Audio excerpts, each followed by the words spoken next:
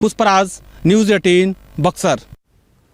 झारखंड में लातेहार समाज के लोगों ने अनुसूचित जनजाति में खुद को शामिल करने की मांग को लेकर एक बार फिर से अपनी आवाज बुलंद की है, क्योंकि झारखंड में जिस लोहार जाति को आरक्षण का लाभ मिल रहा है उसका प्रदेश में वजूद ही नहीं है। देखिए लोहार, लोहारा और लोहरा के बीच जाति का ये खेल।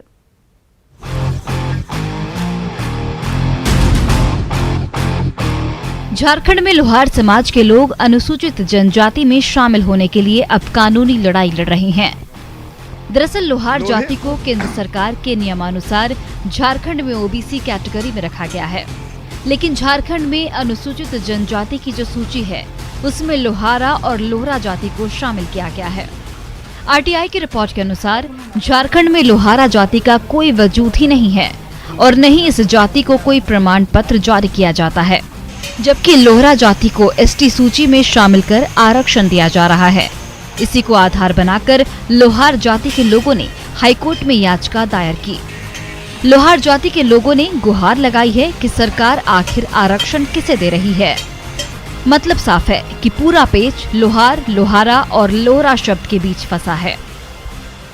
लोहे को पीट पीट कर एक नई शक्ल देने वाला लोहार समाज आरक्षण की श्रेणी में लोहार की शक्ल ढूंढ रहा है, लेकिन उसे वो शब्द नज़र ही नहीं आ रहा, क्योंकि झारखंड में जो एसटी यानी अनुसूचित जनजाति की जो लिस्ट है उसमें लोहार शब्द नहीं है। यानी लाभ जो है यहाँ लोहारा जाति को मिल रहा है।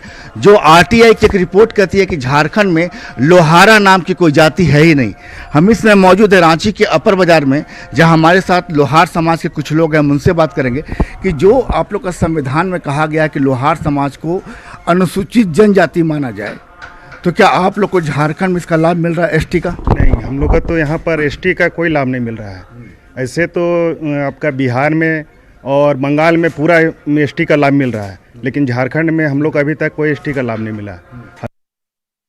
गैर मौजूद लोहारा जाति को आधार बनाकर लोहार को एसटी के सुविधा से दर्जा से वंचित करना सही नहीं है। ये मनमाना है, गलत है, ये गैर कानूनी है। इसलिए हम लोगों ने श्री दशरथ प्रसाद शर्मा के नेतृत्व में माननीय झारखंड उच्च न्यायालय में पिटीशन दायर किए हैं और न्याय के लिए हम लोगों ने मांग किए हैं। दरअसल झारखंड में लोहार और लोहरा जाति का वजूद तो है, लेकिन लोहारा नाम की कोई भी जाति झारखंड में निवास ही नहीं करती।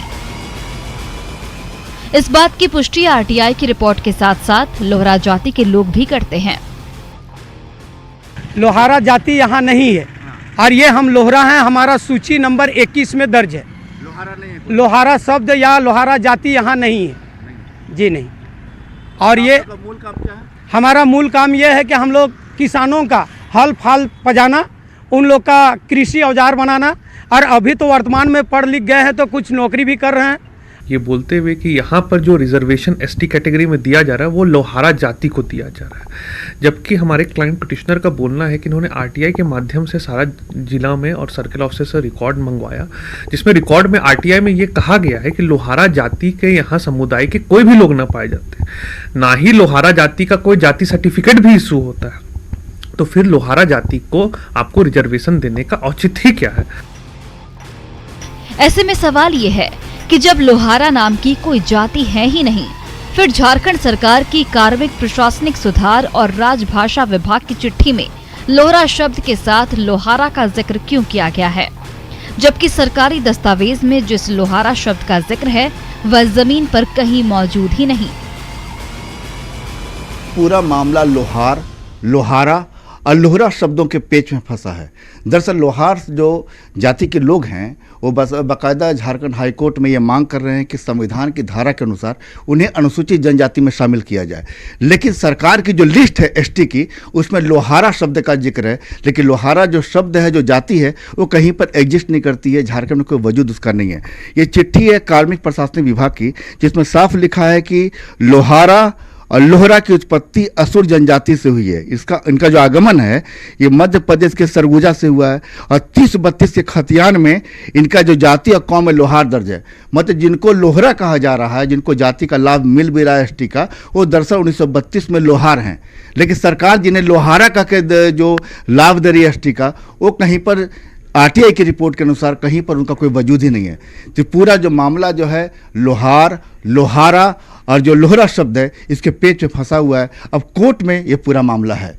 कैमरामैन संजीव तिवारी के साथ संजय कुमार सिन्हा, न्यूज़ 18 रांची।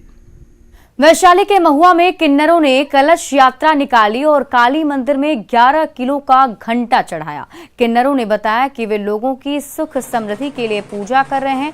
मान्यता है कि किन्नर जब मन्नत मांगते हैं तो वो पूरी होती है।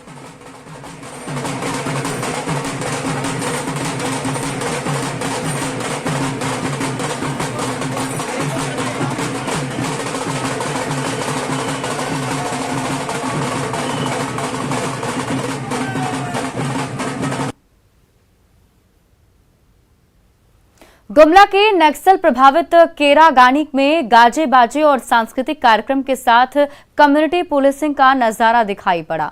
पुलिस और सीआरपीएफ की बटालियन ने निःशुल्क जांच और दवा वितरण का आयोजन कैंप लगाकर किया है। कैंप में ग्रामीणों के बीच सामूहिक भोज का आयोजन हुआ। विशेषज्ञ चिकित्सकों के साथ खुद पुलिस कप्तान ने ग्रामीणों का इलाज किया और दवाइयां बांटी। आपको बता दें कि ये यही गांव है जहां अक्सर पुलिस और नक्सलियों के बीच मुठभेड़ होती रहती है। और ये पूरे कुरंगड़ थाना का, इससे हम लोगों ने नक्सल को बाहर किया है। और आज ये पहली बार हुआ है कि आज हम एक दूसरे तरीके से हम एक गांव वालों से संबंध स्थापित करने के लिए यहाँ पर इकट्ठे हो गए हैं। ये हम लोग लगातार पूरे जिले में सीआरपीएफ और गुमला पुलिस के जॉइंट एक्सरसाइज चल रहा है। हम लोग लगातार हर जगह घूम घूम के कैंप लगा रहे हैं, जिसका मुख्य उद्देश्य हो रहा है कि लोग से कैसे अपना संपर्क स्थापित करें, उनका समझे प्रॉब्लम क्या है, और वहाँ जहाँ जाके जहाँ नक्सलियों का पहले रहा हो आतंक, अबुदेश्वर के जाने के बाद जहाँ ख़त्म के कगार पे है, वहाँ जाके उनसे संपर्क स्थापित करें। गाँव वाले से हम लोग बात भी कर रहे हैं। और फिलहाल इस बुलेटिन में अभी के लिए बस इतना ही, लेकिन न्यूज़ 18 बिहार झारखंड पर खबरों का सिलसिला लगातार जारी है।